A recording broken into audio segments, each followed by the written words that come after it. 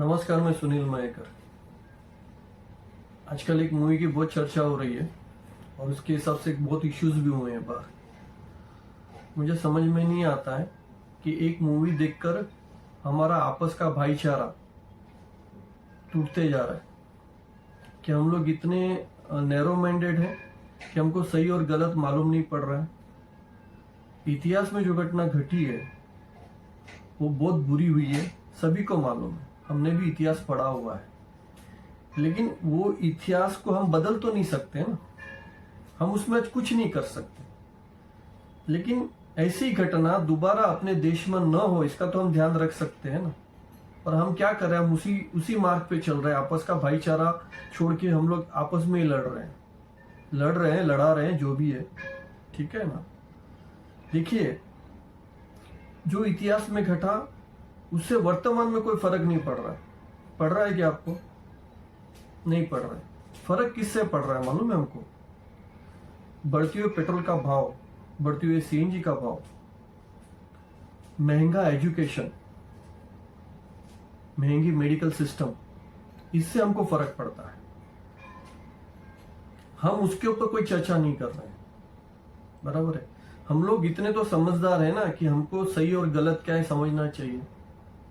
एक मूवी देखकर हम लोग आपस में लड़ने झगड़ने लग गए तो क्या होगा इस देश का।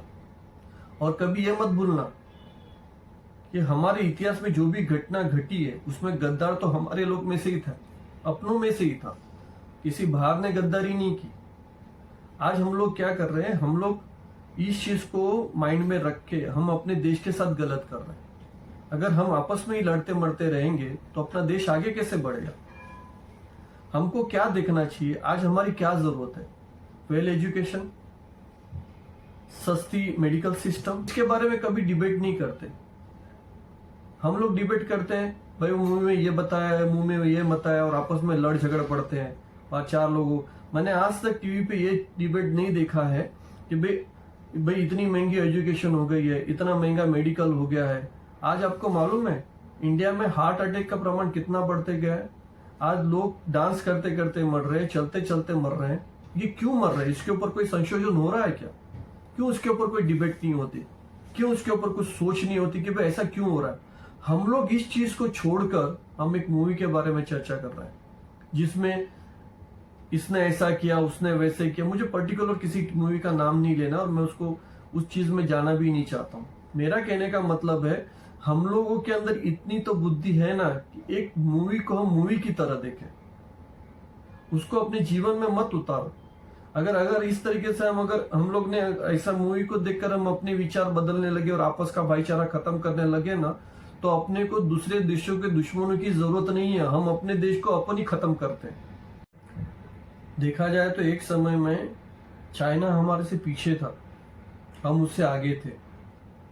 आज आपने देखा है चाइना कितना आगे निकल गया।